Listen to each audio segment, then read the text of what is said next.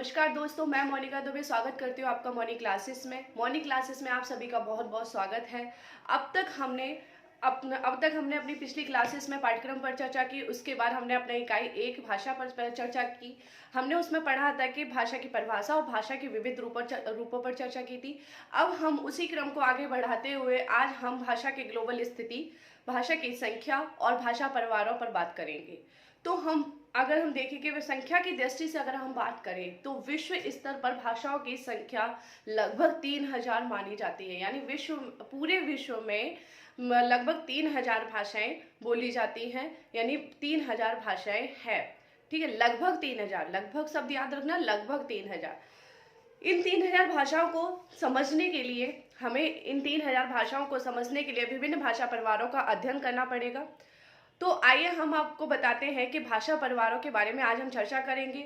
वैसे तो विद्वानों ने भाषा परिवारों की संख्या 13 मानी है और अधिकतर भोलानाथ तिवारी हुए, विलियम हम्बोल्ट हुए, उन्होंने भी 13 मानी है, परंतु इसको पूरी तरह स्वीकार नहीं किया गया। जैसा कि हमने देखा था कि कोई भी परिभाषा देता था वो भी हमारी विवादित रहती थी, तो संख्याओं की मान्यता भी हमारी स्वीकार नहीं की गई। इस पर भी विवाद रहा और कुछ विद्वानों ने अपनी अलग अलग राय बनाई। ठीक है, क्या करा, कुछ विद्वानों ने अपनी अलग अलग बनाई गई, जिसमें अधिकांश दृष्टिकोण को 4 भौगोलिक क्षेत्रों में बांटा गया, जिसमें 18 भाषा परिवारों की संख्या थी। कितनी थी? 18 भाषा परिवारों की संख्या मानी गई थी। कितने भौगोलिक क्षेत्रों में बांटा गया? 4 भौगोलिक क्षेत्रों में। यहाँ से क्लियर हुआ कि हमारी जो विश्व के स्तर पर हम भाषाओं की संख्या मानते हैं वो कितनी है? हमारी लगभग 3000 है। और विद्वानों ने जो माना है, भोलानाथ तिवारी ने 13 माना है, बिल्हम ने 13 माना है, तो उसी के आधार पर लेकिन उसी मत को स्वीकार नहीं किया गया और हमने अलग अलग विद्वानों ने संख्या मानी है। और वो कितनी मानी है? उसको 4 भौगोलिक क्षेत्रों में बांटा गया और जिसके आधार पर 18 भाषा परिवारों की संख्या मानी गई है। तो 4 जो भौगोलिक क्षेत्र हैं वो कौन कौन से हैं? यूरेशिया, जिसको हम यूरोप एशिया भी कहते हैं। सबसे पहला हमारा कौन सा है? यूरेशिया। क्या है? यूरेशिया। भौगोलिक क्षेत्र को बांट रही हूँ मैं। जो सबसे पहला क्षेत्र है वो है यूरेशिया, जिसको हम यूरोप एशिया भी कहते हैं। दूसरा है हमारा अफ्रीका भूखंड। दूसरा कौन सा है? अफ्रीका भूखंड। तीसरा है प्रशांत महासागरीय भूखंड।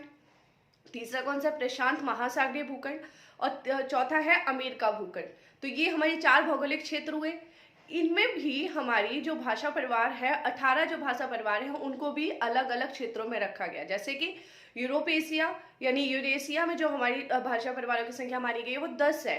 अफ्रीका भूखंड में जो भाषा परिवारों की संख्या मानी गई है वो 3 है। प्रशांत महासागरीय भूखंड में जो भाषा परिवारों की संख्या मानी गई है वो 4 है। और अमेरिका भूखंड में जो भाषा परिवारों की संख्या मानी गई है वो 1 है। तो इस आधार पर ये 18 भाषा परिवार हुए। तो बच्चों, प्रश्न कैसा आता है कि जो कोई भी भाषा परिवार की संख्या उठा के, भाषा परिवार का नाम दे दिया उठा के, और पूछ लिया जाता है कि ये किस भौगोलिक क्षेत्र का हिस्सा है। जैसे कि आपको मान लो कि यूरेशिया है, उसका कोई भी एक भाषा परिवार के नाम दे दिया और उससे पूछ लिया कि ये किस किस भौगोलिक क्षेत्र का है, तो आप लोगों को पता होना चाहिए ना कि किस भौगोलिक क्षेत्र का। तो सबसे पहले हमने क्या देखा कि 4 भौगोलिक जो क्षेत्र थे वो कौन कौन से थे? वो थे यूरेशिया, जिसको यूरोप एशिया भी कहते हैं, अफ्रीका भूखंड, ठीक है, प्रशांत महासागरीय भूखंड और अमेरिका भूखंड। ये याद हो गए चारों। अब हम आते हैं कि इनमें जो 18 भाषाएं परिवार माने गए हैं वो कौन कौन से हैं, कैसे हैं। तो यूरेशिया और यूरोप एशिया दोनों नाम आपको याद रखने होंगे। जो यूरेशिया और यूरोप एशिया है उसमें कौन कौन से माने गए हैं? सबसे पहले आता है भारोपीय परिवार। कौन सा आता है? भारोपीय परिवार, जिसे भारत यूरोप भी कहते हैं। समझ में हुआ? क्लियर है? उसके बाद आते हैं हम द्रविड़ परिवार पर। किस पे आते हैं? द्रविड़ परिवार पर। दूसरा है हमारा कारकसी, तीसरा है बुरुस्की, पांचवी उराल, छठी चीनी, 7वीं जापानी जिसे हम कोरियाई भी कहते हैं, 8वीं अत्युत्तरी, 9वीं वास्क और 10वीं सामी या हामी। कौन कौन से थे ये? भारोपीय परिवार, द्रविड़ परिवार, कारकसी परिवार, बुरुस्की परिवार, उराल या अल्ताई परिवार, चीनी परिवार, जापानी या कोरियाई परिवार, अत्युत्तरी परिवार और बास्क परिवार और सामी या हामी परिवार। तो ये क्या है? ये किसके हिस्सा है? यूरेशिया भौगोलिक क्षेत्र के ये 10 भाषा परिवार है और इनको हमें याद रखना पड़ेगा। इनके एक भी नाम आप लोग को भूलना नहीं है। कौन कौन से ये? भारोपीय परिवार, एक बार मेरे साथ पढ़ो आप लोग। भारोपीय परिवार, द्रविड़ परिवार, काकरसी परिवार, बुरुस्की परिवार, उराल या अल्ताई परिवार, चीनी परिवार, जापानी परिवार, अति उत्तरी परिवार, बास्क परिवार या सामी या हामी परिवार। ये हो गए 10 परिवार। तो ये किस में आए?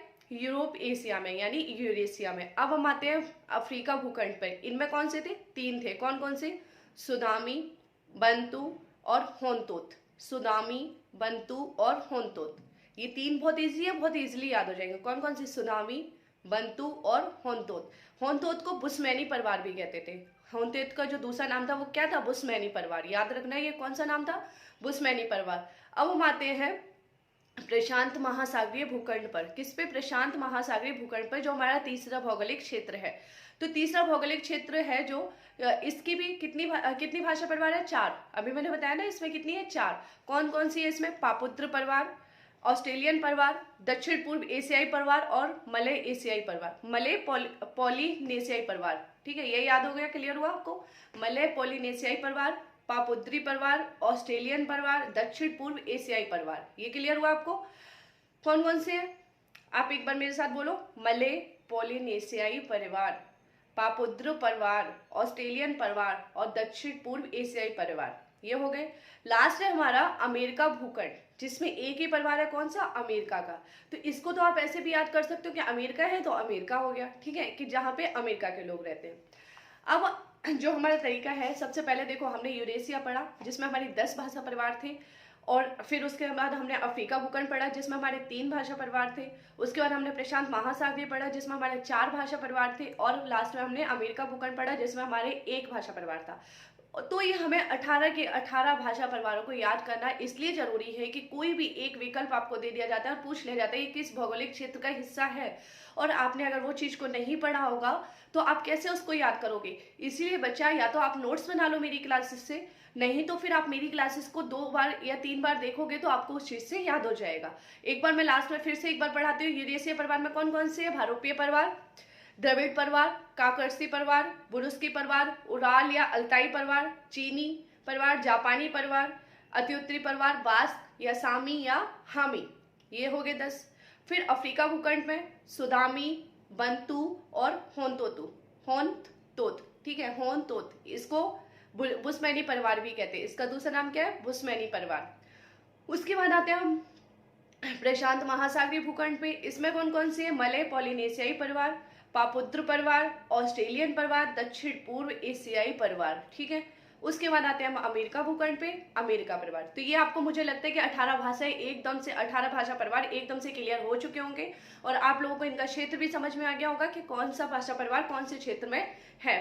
तो क्योंकि और इन 18 भाषाओं को, क्षेत्रों को याद करना बहुत ज्यादा जरूरी है। आप पुराने पेपर्स तो उठा के देखेंगे, आप उसमें देखेंगे कि भाषा परिवार से कोई ना कोई क्वेश्चन आया हुआ है, तो उसको हमारी क्लासेस में आया हुआ एक भी बच्चे का वो क्वेश्चन नहीं छूटना चाहिए। जो टॉपिक मैंने यहाँ कवर करवाया है उस टॉपिक से तो आपका बिल्कुल क्वेश्चंस नहीं छूटना चाहिए, और मैं अपने एक भी टॉपिक को आपकी क्लास में नहीं छोड़ूंगी। एक एक टॉपिक को ऐसे ही विश्लेषण करके आप लोगों को बताऊंगी। तो आप लोगों को ये भाषा परिवार भौगोलिक क्षेत्रों का पता चला। 4 भौगोलिक क्षेत्र है जिसमें 18 भाषा परिवार है। कौन कौन सी भाषा परिवार है ये भी आपको क्लियर हो गया। उसके बाद हम आते हैं कि भारोपीय परिवार। हमारा ये भारोपीय परिवार किस क्षेत्र में था? मुझे ये कमेंट करके आंसर बताना कि जो हमारा भारोपीय परिवार है वो किस भौगोलिक क्षेत्र का हिस्सा है। सबसे पहले हम भारोपीय परिवार को पढ़ेंगे। तो भारोपीय परिवार जो है उसके अन्य नाम कौन कौन से थे? आर्य परिवार, इंडो जर्मनिक परिवार, भारत हिती परिवार आदि भारोपीय परिवार के अन्य नाम थे। तो अन्य नाम से आपको समझते हैं, जैसे आप लोग का भी कोई दूसरा नाम होगा ना, कि घर का दूसरा है, बाहर का दूसरा है, स्कूल का दूसरा है, घर पे कोई गिट्टू पिट्टू सिट्टू बोलते हैं, और स्कूल का दूसरा है। उसी तरीके से इसका दूसरा था, आर्य परिवार भी बोलते थे इसको, इंडो जर्मनिक परिवार भी बोलते थे, और भारत हिती परिवार भी बोलते थे। तो ये क्लियर हुआ आपको कि इसके अन्य नाम कौन कौन से हैं? आर्य परिवार, इंडो जर्मनिक परिवार और भारत हिती परिवार। हो गया। उसके बाद भारोपीय परिवार में आने वाली 10 शाखाओं को ध्वनि के आधार पर 2 भागों में बांटा गया। भारोपी परिवार किस भौगोलिक क्षेत्र का हिस्सा है? अभी मैंने ये प्रश्न किया और इस प्रश्न का उत्तर मुझे कमेंट में चाहिए। सभी से, जो भी मेरी इस वीडियो को देखेगा उससे मुझे ये क्वेश्चन का आंसर चाहिए कमेंट में कि भारोपीय परिवार किस भौगोलिक क्षेत्र का हिस्सा है। अब हमने पढ़ा कि अब हम देखेंगे कि जो भारोपीय परिवार है उसको कितनी शाखाओं में बांटा गया है? इसमें कितनी शाखा, 10 ध्वनियां हैं, कितनी है 10 शाखाएं हैं, जिसको 2 भागों में बांटा गया है। कितनी शाखाएं हैं 10, जिसको 2 भागों में बांटा गया है। कौन कौन सी? सतम और केतुम। अब सतम में कौन कौन सी आती है और केतुम में कौन कौन सी आती है, ये भी याद रखना, क्योंकि इनका जो सतम होता है, जैसे सतम लिखा है ना, उसका अर्थ हिंदी में पूछ लिया जाता है आपको, क्या होता है इसका अर्थ, बताओ मुझे आप लोग। सतम का अर्थ हिंदी में 100 होता है, याद रखना, सतम का अर्थ हिंदी में 100 होता है, जिसमें चार शाखाएं आती है। भारोपीय परिवार की 4 शाखाएं सतम में है और 6 शाखाएं केतुम में है। ये 2 वर्ग है इसके। अब जो सतम में आती है वो कौन कौन सी है? भारत ईरानी, आर्य, बाल्टो स्लाविक, अर्मनी और अल्बानी। कौन कौन सी है? भारत ईरानी, जिसे आर्य भी कहते हैं, बाल्टो स्लाविक, अर्मानी और अल्बानी। ये चार शाखाएं हैं जो सतम में है। फिर आते हैं हम केतुम पे। Germanic, Celtic, Greek, Tocharian, Germanic, Celtic, Greek, Tocharian, Hittite और इटालिक। ये जो छह शाखाएं हैं वो किसमें? केतुम में। तो हमने याद किया कि भारोपीय परिवार की 10 शाखाएं हैं, जिसको 2 भागों में बांटा गया। कौन कौन से 2 भाग है? सतम और केतुम। सतम को हिंदी में 100 कहते हैं, ये याद रखना। ये प्रश्न प्रीवियस क्वेश्चन में पूछा गया है। प्रश्न पत्र उठा के देखोगे, आप देखोगे कि उसमें प्रश्न आया हुआ है कि सतम का हिंदी में अर्थ क्या है। ठीक है, तो सतम में कौन कौन सी 4 शाखाएं हैं? भारत ईरानी, अल्बानी, बाल्टो स्लाविक और आर्मनी। ठीक है, और केतुम में कौन कौन सी 6 हैं? जर्मनिक, केल्टिक, ग्रीक, तोकरी, इटाइक और इटालिक। ये हमारी होगी। तो ये हुए हमारे भारोपीय परिवार की 10 शाखाएं। ठीक है, अब जो भारत ईरानी है, जो सतम का हिस्सा है, सतम वर्ग में जो भारत ईरानी आता है, उसको भी डॉक्टर जॉर्ज गेर्शयन ने 3 भागों में बांटा है। कितने भागों में? 3 भागों में। कौन कौन से? ईरानी, दरद और भारतीय आर्य भाषा। क्या नाम दिया है इसको? ईरानी, दरद और भारतीय आर्य भाषा। इन 3 भागों में बांटा। किसने? डॉक्टर जॉर्ज गेर्शयन ने। किसको? भारत ईरानी को। भारत ईरानी किसका हिस्सा है? सतम वर्ग का। सतम वर्ग किसका हिस्सा है? भारोपीय परिवार का। याद हुआ आपको? भारोपीय परिवार का हिस्सा सतम वर्ग है, जिसमें अंदर आता है, जिसकी अंदर शाखा है भारत ईरानी। और भारत ईरानी को भी डॉक्टर जॉर्ज गेर्शयन ने 3 भागों में बांटा। कौन कौन से? भारत ईरानी, ईरानी, दरद और भारतीय आर्य भाषा। ईरानी, दरद, भारतीय आर्य भाषा। तो बच्चों, आज की क्लास में हम लोगों ने क्या पढ़ा? विश्व स्तर पर भाषाओं की संख्या, भाषाओं का वर्गीकरण और भारोपीय परिवार, भौगोलिक क्षेत्रों के आधार पर भाषाओं का वर्गीकरण। हमने आज की क्लासेस में ये टॉपिक कवर किए। उम्मीद करती हूँ आप लोगों को ये टॉपिक समझ में आए होंगे। आप लोगों को कोई भी डाउट होगा तो आप लोग मुझे कमेंट सेक्शन में पूछ सकते हैं, और जो प्रश्न मैंने आप लोगों के लिए छोड़ा है, मुझे उसका जवाब कमेंट सेक्शन में चाहिए। मेरे वीडियो को ज़्यादा से ज़्यादा आप लोग लाइक करें, शेयर करें और मेरे चैनल को सब्सक्राइब करें। उम्मीद करती हूँ कि आने वाले हर एक वीडियो और जितने भी वीडियो अभी तक मैं आप लोगों को दे चुकी हूँ वो आप लोगों को समझ में आए। धन्यवाद।